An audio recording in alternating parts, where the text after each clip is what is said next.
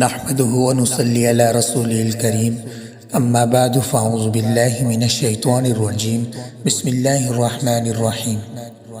آج کے اس درس کے اندر ہم سورۃ البقرہ کی آیت نمبر 4 آپ کے سامنے بالتفسیر پیش کریں گے۔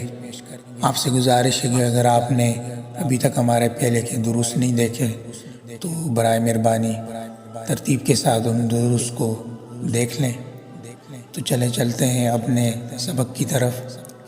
والذین یؤمنون بما انزل الیک وما انزل من قبلک وبالآخرۃ هم یوقنون۔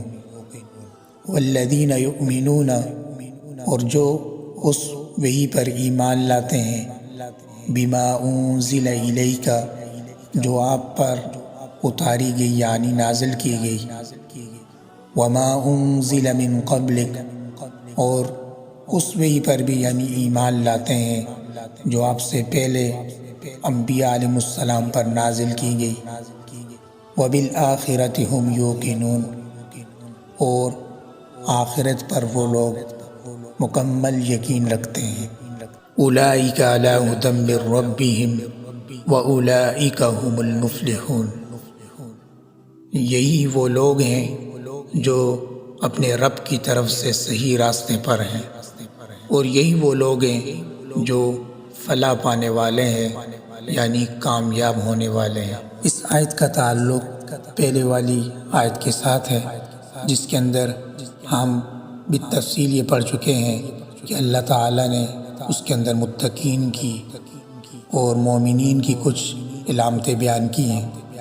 3 علامتیں پچھلے درس کے اندر گزر چکی ہیں، جن میں سے ایک یہ ہے یؤمنون بالغیب، وہ لوگ غیب پر ایمان رکھتے ہیں، ویقیمون الصلاۃ، اور نماز قائم کرتے ہیں، ومما رزقناہم ینفقون، اور وہ لوگ ایسے ہیں کہ جو اللہ کی دی ہوئی نعمتوں میں سے خرچ کرتے ہیں۔ تو آج کے درس کے اندر اللہ تعالیٰ مومنین کی 2 اور صفات بیان کرتے ہیں، جیسے کہ پہلے میں نے آپ کے سامنے عرض کیا تھا کہ اس درس کے اندر اور بعد میں آنے والے درس کے اندر مومنین کی 5 صفتیں بیان کی جائیں گی۔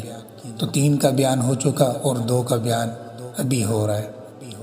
والذین یؤمنون بما انزل الیک وما انزل من قبلک وبالآخرۃ هم یوقنون، یعنی وہ لوگ اس بات پر ایمان رکھتے ہیں کہ جو وحی حضور اقدس صلی اللہ علیہ وسلم پر اتاری گئی وہ بھی بالکل سچی ہے، اور جو آپ سے پہلے انبیاء کرام علیہ السلام مثلا حضرت موسیٰ، حضرت عیسیٰ علیہ السلام وغیرہ پر نازل کی گئی وہ بھی بالکل سچی تھیں، اگرچہ بعد میں لوگوں نے اسے ٹھیک محفوظ نہ رکھا بلکہ اس میں تحریف کر دی۔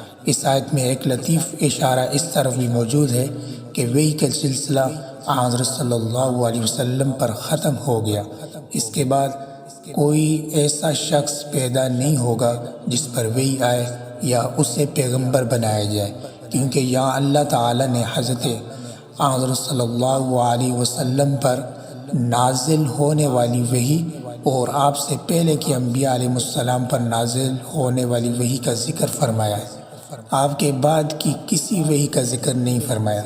اگر آپ کے بعد بھی کوئی نیا پیغمبر آنے والا ہوتا یا اس کی وحی پر ایمان لانا ضروری ہوتا تو اس کو بھی یہاں بیان فرمایا جاتا، جیسا کہ پچھلے پیغمبروں سے یہ عہد لیا گیا تھا کہ آپ حضرات کے بعد حضور نبی کریم صلی اللہ علیہ وسلم تشریف لانے والے ہیں، آپ کو ان پر ایمان رکھنا لازمی اور ضروری ہے۔ اولئک علی ھدی من ربہم واولئک ھم المفلحون، یہی وہ لوگ ہیں جو اپنے رب کی طرف سے صحیح راستے پر ہیں، اور یہی وہ لوگ ہیں جو فلاح پانے والے ہیں یعنی کامیاب ہونے والے ہیں۔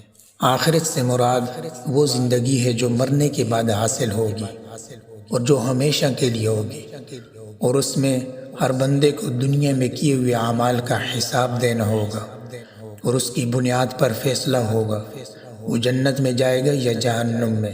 اگرچہ یہ آخرت بھی ان اندیکھی چیزوں میں سے غیب میں داخل ہے، اس پر ایمان لانے کا ذکر سب سے پہلے کیا گیا تھا، لیکن آخر میں اسے علادہ کر کے خصوصی اہمیت کے ساتھ ذکر کیا گیا۔ شاید اس کی وجہ یہ ہے آخرت کا عقیدہ ہی در حقیقت انسان کی سوچ اور اس کی عملی زندگی کو صحیح رستے پر رکھتا ہے۔ جو انسان یہ یقین رکھتا ہو کہ ایک دن مجھے اللہ کے سامنے پیش ہو کر اپنے ہر عمل کا جواب دینا ہے، وہ کسی گناہ یا جرم کے ارتکاب میں کبھی بھی ڈٹ کر وہ گناہ کرنے پر آمادہ نہیں ہوگا۔ گویا کہ ان دو دروس کا خلاصہ یہ ہے کہ اللہ تعالیٰ نے ان آیات کے اندر مومنین کی 5 صفتیں بیان کی۔ سب سے پہلی صفت کہ وہ غیب پر ایمان رکھتے ہیں۔ نمبر 2 وہ نماز قائم کرتے ہیں۔ نمبر 3 وہ اللہ تعالیٰ کے دیے ہوئے رزق میں سے خرچ کرتے ہیں۔ نمبر 4 والذین یؤمنون بما انزل الیک وما انزل من قبلک، جو کتابیں آپ صلی اللہ علیہ وسلم پر نازل ہوئی یا ان سے پہلے جو انبیاء علیہ السلام گزرے ان پر نازل ہوئی، ان پر ایمان رکھتے ہیں۔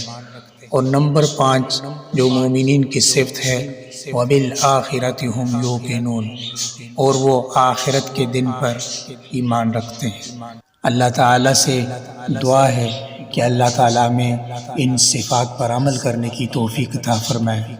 اللہ تعالیٰ ہم کو بھی ایمان کامل نصیب فرما، اپنے متقین بندوں میں ہم کو شامل ہونا نصیب فرما، اور ہم کو اس دنیا کی زندگی میں آخرت کی زندگی کا ذکر و فکر نصیب عطا فرما۔ اے اللہ اپنے فضل و کرم سے ہم کو دنیا اور آخرت دونوں جہاں کی کامیابیاں اور نصرتیں عطا فرما۔ آمین یا رب العالمین۔